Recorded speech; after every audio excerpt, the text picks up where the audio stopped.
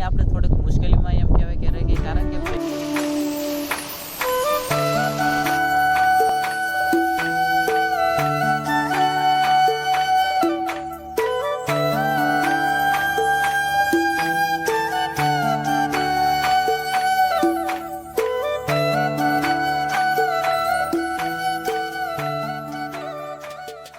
જયલેરાનાથ રાધે રાધે મિત્રો. તો મિત્રો જો કે હવે તો આપણે સિઝન આવી ગઈ છે ચોમાસાની, અને મિત્રો ચોમાસું પણ આવી ગયું છે હાવ નજીકમાં. અને જો કે આપણે તો 2-3 દિવસ પહેલા વાવણી પણ થઈ ગયેલી છે. તો વાવણીને અંદર મિત્રો આપણે કપાસને એવું તો ઓરવીને વાવેલું હતું, એનો તો વ્લોગ આપણે કાંઈ બનાવ્યો નતો, કારણ કે આપણે નોકરી ઉપર આપણે કારખાને જતા હોય છે, એના કારણે આપણે વાડી ખેતી ઉપર કામ ઓછું હોય છે એટલે આવતા ના હોય. અને અત્યારે તો જો આપણે મગફળીનું વાવેતર કરી નાખ્યું છે, એની અંદર પાવાનું કામકાજ ચાલુ છે, કારણ કે વાદળાને એવું તો થયું છે, પણ વરસાદ હજી કાલે તો કાંઈ આવ્યો નતો. 2 દિવસ પહેલા આવ્યો તો ધોધમાર વરસાદ, બહુ સરસ એવો વરસાદ આપણે પડી ગયો. વાવણી જોરદારની એમ કહેવાય કે થઈ ગઈ છે. અને મિત્રો અત્યારે તો આપણે જો વાવણી થઈ ગઈ પછી તો આપણે કાંઈ એમ કહેવાય કે વરસાદ આવ્યો નથી, એટલે અત્યારે પાણી પાછું પાવું પડે. કારણ કે મિત્રો આપણે જે માંડવી વાવી તે આપણે વરસાદ રહી ગયો પછી વાવેલી હતી, એટલે જો કે અત્યારે તો પડું હાવ હુકાઈ ગયું છે, અને પડું હુકાઈ જાય એટલે તો પછી માંડવી આપણે જે વાવેલી છે અને આગળ વરસાદ પડી ગયો અને પછી આપણે માંડવી વાવી એટલે માંડવી બફાઈ જતી હોય છે, એના કારણે આપણે પાણી પાવું પડે તાત્કાલિક. એટલે આપણે કાલે માંડવી વાવેલી હતી અને અત્યારે આજે આપણે હીરામાં રજા રાખી અને આવી ગયા છે પાણી વાળવા માટે.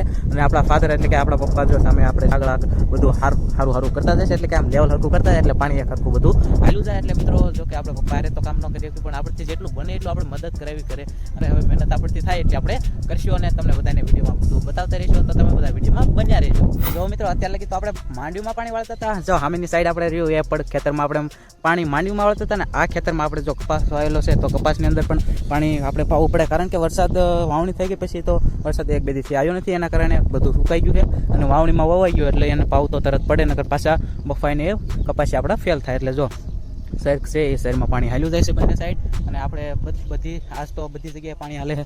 ના માંડવીમાં ચાલુ છે અને આ કપાસની અંદર પણ પાવાનું ચાલુ છે. એટલે જો બધી જગ્યાએ આપણે ધીમે ધીમે પાણી પોવાઈ જાય એટલે આપણો કપા ઉગતો થાય, અને કપા ઉગી જાય પછી આપણે તમને બધાની મુલાકાત કરાવશું. પાસમાંથી તો પાણી વાળીને પાછા આવતા રહેશે આપણી માંડવીમાં, અને માંડવીમાં તો હવે આપણે બધી જ માંડવી પી ગઈ છે. હવે બસ એટલો જ વિભાગ બાકી રહ્યો છે. અને મિત્રો હવે તો જો કે તડકો એટલો બધો થઈ ગયો હતો એટલે આપણે કપાસની અંદર પાણી વાળવા ગયા ત્યારે આપણે પપ્પી પણ હારોહાર લેતા આવ્યા હતા. અને મિત્રો હવે તો ઘણો બધો જો કે આમ વાદળ સાયું એવું બધું થઈ ગયું છે, પણ વાદળા તો થઈ ગયા છે, પણ કંઈ વરસાદ આવે એવું કાંઈ છે નહીં. વરસાદ આવી ગયો તો ભારે મેળ આવી જાય, પણ વરસાદ ન આવ્યો એના કારણે તો આપણે પાવાનું તો થયું હતું અને પાઈ પણ દીધું છે. એટલે જો હવે થોડુંક હાલ્યું આવશે, એટલું વિભાગ બાકી છે એટલું પી જાય, ત્યારબાદ આપણું પાણી દીધું.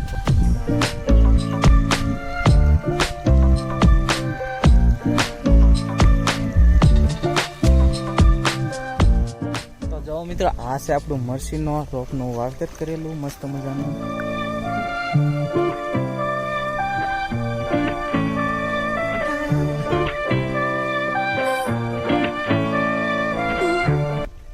આ સાઈડ જો મિત્રો મસ્ત મજાના આપણા જાંબુડા, જે આપણો જાંબુડો છે એની અંદર જાંબુડા પણ આ સિઝનની અંદર આવ્યા છે, એટલે કે ઓણુકી સિઝનમાં જાંબુડા પણ આપણા મસ્ત મજાના આવ્યા છે, અને બહુ જ મીઠા લાગે ખાવ, એટલે જાંબુડાનો મીઠાઈ છે અલગ હોય, બહુ મજા આવે જાંબુડા ખાવાની. અને મિત્રો તમારે બધાને ખાવા હોય તો જરૂર છે આવજો. આપણી વાડીએ છે એક નાનો એવો જાંબુડો, અને એની અંદર ઘણા બધા જાંબુડા પણ આવેલા છે. જો મિત્રો આપણે જાંબુડાને એવું તો ખાઈ લીધું, હવેનું કામ આપણે ઉપાડવાનું છે આપણે તાર ફિનિશિંગનું. એટલે તો તાર ફિનિશિંગનું કામ કરવા માટે પહેલાં આપણે લાકડાને એવું ખોડવું પડતું હોય, એટલે જો આપણે છે ને કોશને એવું લઈ અને જે આપણે લાકડા આવે આવડના લાકડા હોય ફોટા, એટલે એ ફોટાને ખોડીને પછી તાર ફિનિશિંગ કરવાનું હોય છે.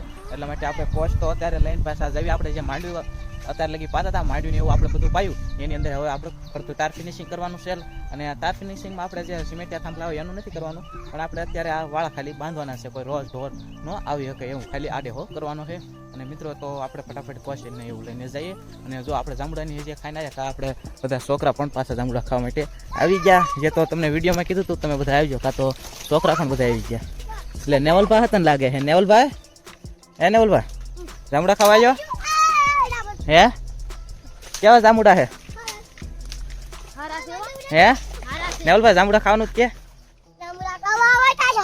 ક્યાં તો આખો દી ક્યાં ગયો તો? એવું હતું? આ ભાઈને ઓળખો છો? નહીં ઓળખતા?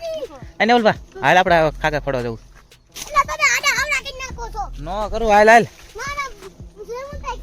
હા એવું કીધું તું ના સાઈડ તો માં પડી હેઠ ઉતરે હાલ જવું છે.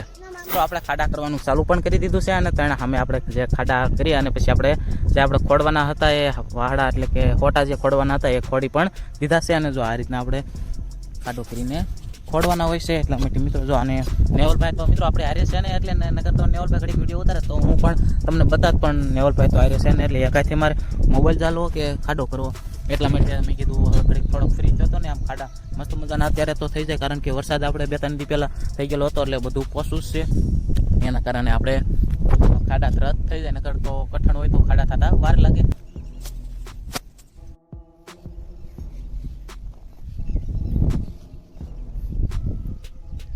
જાઓ મિત્રો, હવે આપણા બધા જ ખાગા ખોડાઈ ગયા છે. જો અહીંથી કે સામેની વાડ લગી આપણે બધા ખાગા ખોડી દીધા છે. એમ કહેવાય કે ઝડપથી નામ જાદુ ફટાફટ બધા ખાગા ખોડી દીધા. જો સામેની વાડ રહે ત્યાં લગી આપણે બધા ખાગા ખોડાઈ ગયા છે. અને હવે મિત્રો આપણે જવું છે ઘેરે. તો તમને છે ને હું ઘેરે જઈને જાઉં ડાયરેક્ટ મળું, ફટાફટ તમને ઘેરે જઈને જ મળું. તો વિડીયોમાં તમે બધા આવી ગયો છો ઘેરે. અને ઘેરે એટલે કે આપણા ગામની અંદર પાછા આવતા રહેશે વાડી, ત્યાં ગામમાં આવ્યા છે વાડીનું કામ બધું પતી ગયું. આપણે માંડવી કપાસ ને એવું બધું પી ગયું, અને જે આપણે ખાગા તાર ફિનિશિંગનું કરવાનું હતું એ કામ પણ થઈ ગયું. એટલે ગામમાં આવતા રહેશે અને ગામનો નજારો પણ અસલનો મસ્ત મજાનો થઈ ગયો, કારણ કે હવે ચોમાસાનું વાતાવરણ આવી ગયું, ચોમાસાની સિઝન આવી ગઈ એના કારણે. અને સનરાઈઝ જો અત્યારે હવે ધ્યાનમાં આવ્યો છે એટલે સનરાઈઝ પણ જોરદાર થઈ ગઈ છે. અને વિડીયો આપણો અંત કરવાનો છે. ને મિત્રો આપણો વિડીયો ઘણા સમયથી આવ્યો નથી, એનું કારણ છે કે આપણે ફ્રી નથી રહેતા. અને આગળ તમને કીધું એમ કે ઉનાળો હતો, ઉનાળાની ગરમીમાં તો કાંઈ વ્લોગિંગ આપણે ક્યાંય ડ્રાઇવિંગમાં એમાં જતા નતા, એટલે માટે આપણા વ્લોગ પણ આવતા નતા. તો હવે મિત્રો વ્લોગ આપણે આવશે, પણ એક રખડવા જાય, કોઈ ડ્રાઇવિંગમાં જાય, કોઈ ગમે ત્યાં ઘૂમવા જાય, એટલે કે રખડવા એન્જોય કરવા જાય ત્યાંના વ્લોગ પણ આપણે આવશે. અને ખેતીવાડીના એના તો ઓછા આવશે, કારણ કે હું કામની અંદર એટલા બીજી હોય છે ને એના કારણે હું એડિટિંગમાં બધી જગ્યાએ ઉપર ટાગી નથી થતો. અને કેમેરામેન આપણા નરેશભાઈ